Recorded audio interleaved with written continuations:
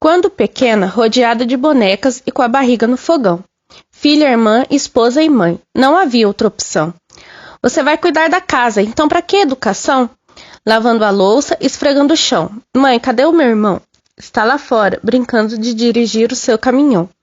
Arrumar a casa não é coisa de homem, a mulher é que tem essa função. Na adolescência, a minha professora me chamou de lado. Você tem muito potencial. Ela me entregou um livro dizendo: a leitura é essencial. Quando abri o livro, outro mundo se abriu. O meu mundo preto e branco, de repente, se coloriu. Não era mais sobre o que os outros esperavam que eu fizesse, era sobre o que eu queria fazer. Os livros passaram a ser os meus melhores amigos, mas para os meus pais eram verdadeiros inimigos. Esses livros ainda vão destruir o mundo. Você vai se casar e cuidar dos filhos, não precisa ter estudo. Com muito esforço, cheguei à faculdade. Passava as noites estudando, essa era a minha prioridade. Você é tão bonita, deveria arrumar um namorado, mas a única coisa que eu queria era o meu certificado. Certificado nas mãos, felicidade garantida, o trabalho dos meus sonhos.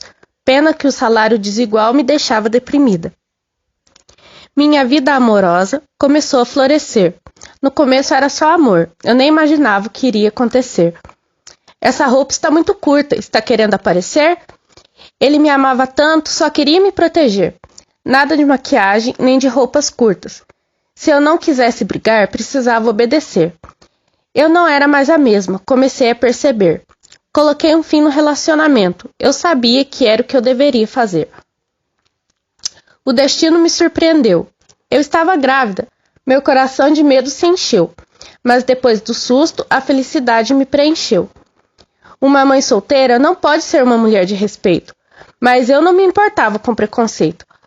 Vai ser a vergonha da família, mas nada que dissessem me feriria. O bebê nasceu, o pai não quis saber. A maternidade me preencheu, o que não significa que eu deixei de viver. Abri um negócio próprio, no começo foi difícil, mas nada iria me deter.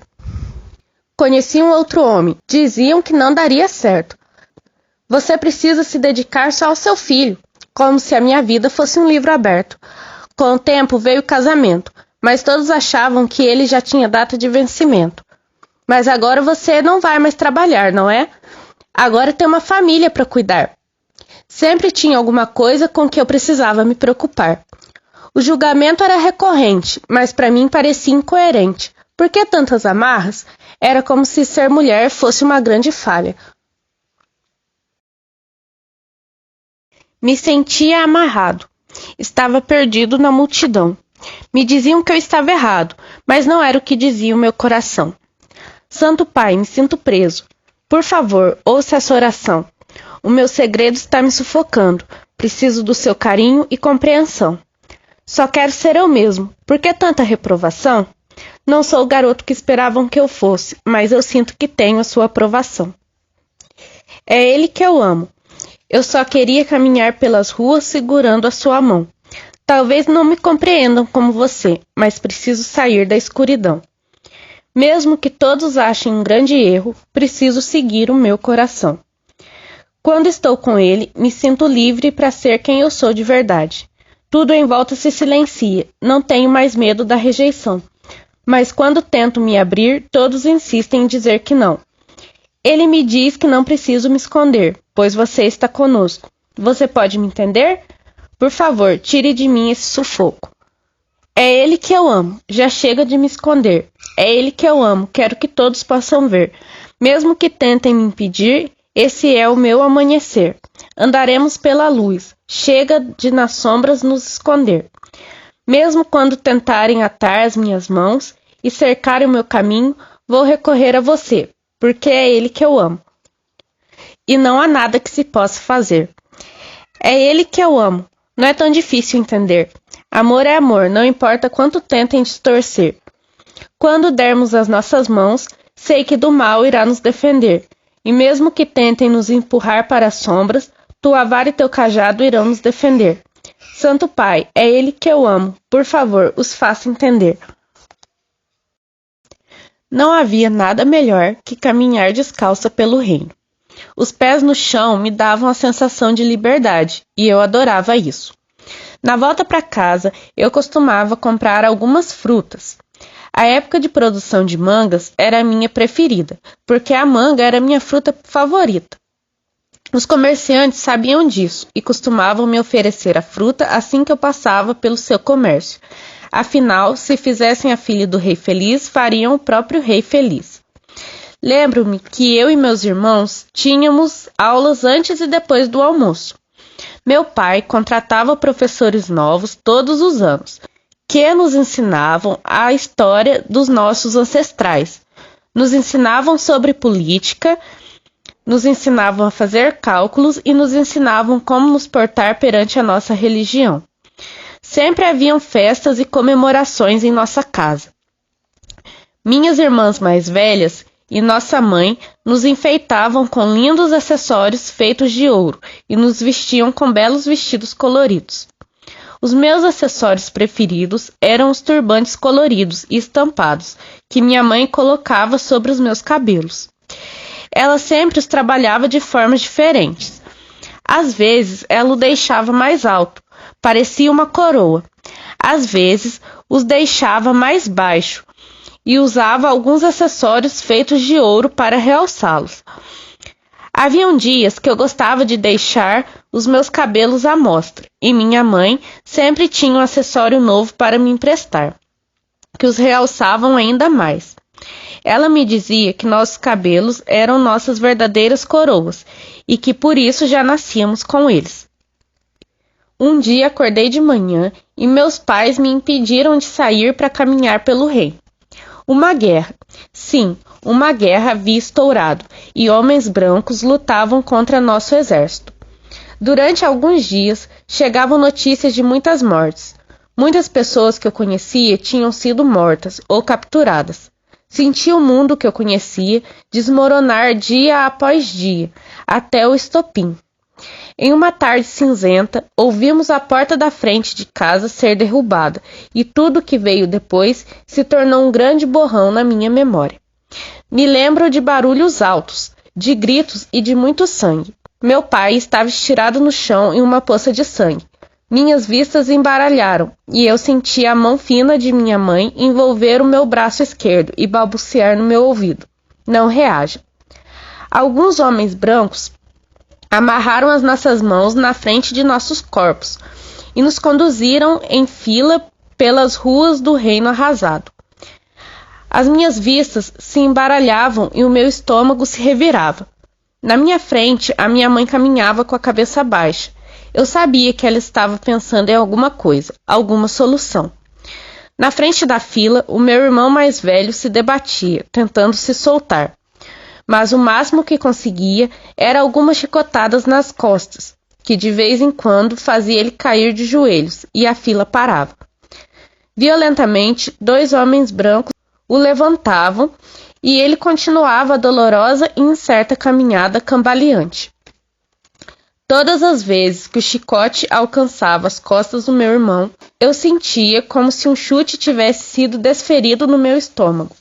Minha mãe continuava com a cabeça baixa e pensativa. A caminhada cessou diante de um grande navio ancorado na praia.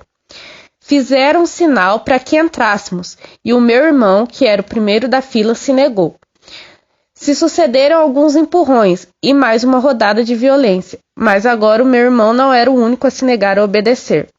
Os brancos, percebendo um possível levante, se viraram uns para os outros. Conversaram algo em sua língua, e então soltaram as mãos amarradas do meu irmão, virando-o de frente para nós, que ainda estávamos amarrados.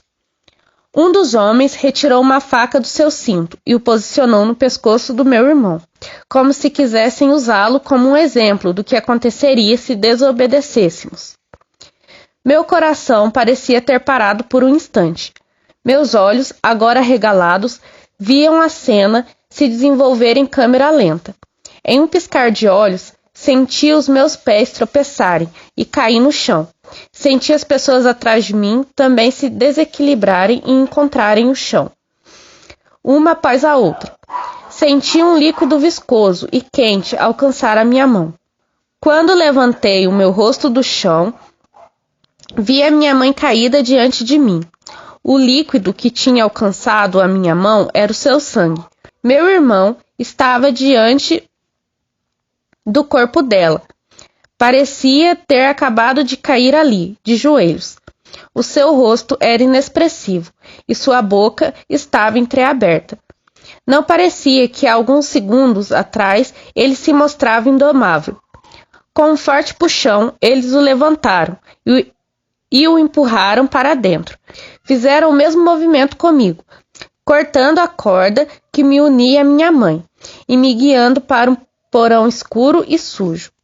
Sentei no chão, ainda com as mãos amarradas, ao lado do meu irmão.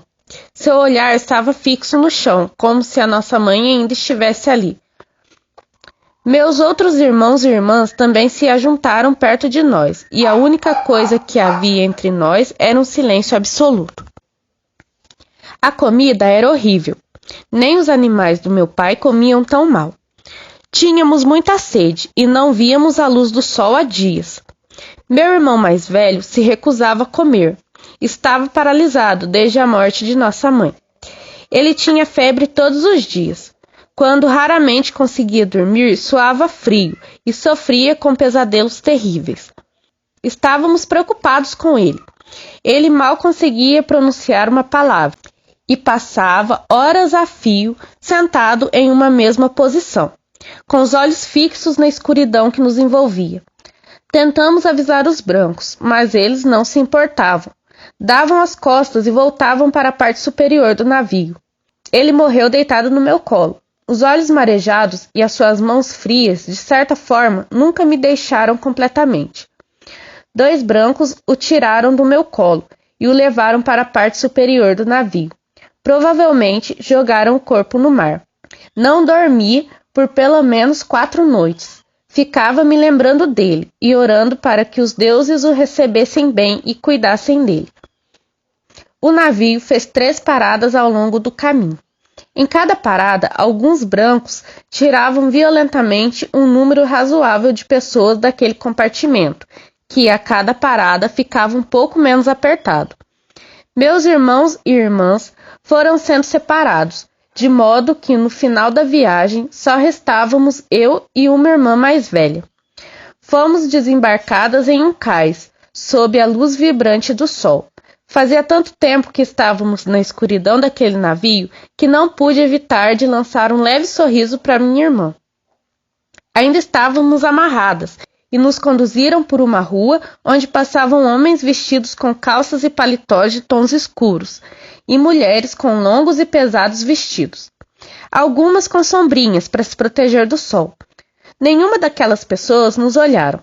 Era como se aquela fila de pessoas amarradas que passavam diante delas não existisse. Fomos levados a um galpão, onde um homem branco esperava com um pequeno saco de moedas na mão. Antes de qualquer coisa, ele nos examinou da cabeça aos pés. Olhou nossos dentes e conferiu a largura de nossos braços e canelas. Disse algumas palavras em sua língua e entregou o saco de dinheiro. Entramos em um galpão onde já haviam outras pessoas como nós, famintas e sujas, cansadas e vestidas de trapos. Alguns falavam a nossa língua, outros não. Costumávamos dormir, comer e passar os dias ali. Os brancos frequentavam esse balcão, nos examinavam e sempre levavam de 2 a 5 de nós. Um dia, um homem branco, assim que entrou no balcão, fixou os olhos no canto onde eu e minha irmã estávamos sentadas. Ele se aproximou da minha irmã, examinou seus dentes e o seu rosto, e disse alguma coisa na sua língua ao homem que tomava conta de nós. Entregou-lhe um saco repleto de moedas, puxou a corda que a amarrava e a levou. Ainda me lembro do seu olhar confuso e do modo como meu coração disparou no momento em que vi ela sumir porta fora. Eu estava sozinha agora. Alguns dias depois também me levaram. O casarão era grande e longe da cidade. Ali haviam muitos outros homens e mulheres como eu, tirados de seus lares e forçados a trabalhar duro em lavouras de cana e na produção de açúcar. Diante de tanto sofrimento, posso dizer que tive um pouco de sorte. Minhas funções eram domésticas, de modo que não tinha que trabalhar nas lavouras de cana. Com o tempo, precisei aprender a língua desse país. Me deram outro nome. Queriam apagar a minha vida antes de ser uma escrava, mas nunca conseguiram. Eu limpava o grande casarão, lavava as roupas, servia comida e ajudava na limpeza da cozinha. Além disso, precisava tomar conta dos filhos dos patrões, que só faltavam derrubar a casa. Nunca mais vi os meus irmãos, nem mesmo a irmã que veio comigo para o Brasil. Dormia na senzala e comia os restos das refeições dos patrões. Maria, a cozinheira, me dizia que a nós cabia apenas preparar os grandes banquetes para a família dos patrões e para as festas, e para nós restavam apenas os pés de porco, as orelhas de porco e os pés de galinha, mas que um dia a justiça seria feita. A justiça tarda, mas não falha, filhinha. Ela dizia sempre que tinha oportunidade, mas eu não acreditava muito nisso. Os quilombos estavam cada vez mais numerosos, e os patrões estavam espumando de raiva. Todas as semanas, escravos da fazenda ou da fazenda vizinha fugiam, e muitos não eram mais encontrados. À noite, eu e Maria fazíamos algumas marmitas de comida com as sobras do almoço e do jantar, e deixávamos escondidos para que os irmãos que fossem fugir tivessem o que comer até encontrar um quilombo. Com o tempo, começamos a ouvir rumores sobre uma certa abolição. Diziam que iriam nos libertar e que seríamos homens e mulheres livres novamente. Um papel foi assinado e alguns meses depois, nosso patrão veio comunicar que podíamos ir. Estávamos livres. Livres? Me senti estranha, como se as minhas mãos ainda estivessem atadas, amarradas. Eu não me sentia livre. Na verdade, ainda me sentia presa no porão daquele navio, segurando as mãos geladas do meu irmão morto no meu colo. Vocês não trabalham mais aqui, estão livres, reforçou ele. Não tínhamos para onde ir. Eu e Maria ficamos na rua. Ela já estava idosa e não resistiu à fome nem ao frio das ruas por mais de 2 meses. Mas eu ainda posso ouvir. Vocês estão livres. Estão livres, mas não podem manifestar a sua religião, pois ela é coisa do diabo. Estão livres, mas não usem o cabelo crespo ou cacheado, pois não fazem parte do padrão de beleza da nossa sociedade. Estão livres, mas não usem turbantes, porque eles não ficam bonitos. Estão livres, mas não entrem na faculdade ou trabalhem em cargos altos, pois estes estão reservados apenas aos brancos. Estão livres, mas sempre que puderem, clareiem suas peles nas fotos ou com maquiagem para serem mais aceitos. Estão livres, mas não ensinem sobre a sua cultura e seus ancestrais, porque a sua cultura e ancestrais são brasileiros, não africanos. Vocês estão livres, mas em retribuição, por favor, se adequem à nossa sociedade. Será esse o verdadeiro gosto da liberdade? Espero que não, porque continuo sentindo as minhas mãos amarradas. Invadiram nossas terras, escravizaram nosso povo. Vivíamos da nossa terra, mas eles queriam ouro. Descoberto pelos portugueses, o Brasil prosperaria. Civilizar os nativos, essa era a sua missão divina. O português a nova língua, a religião a europeia.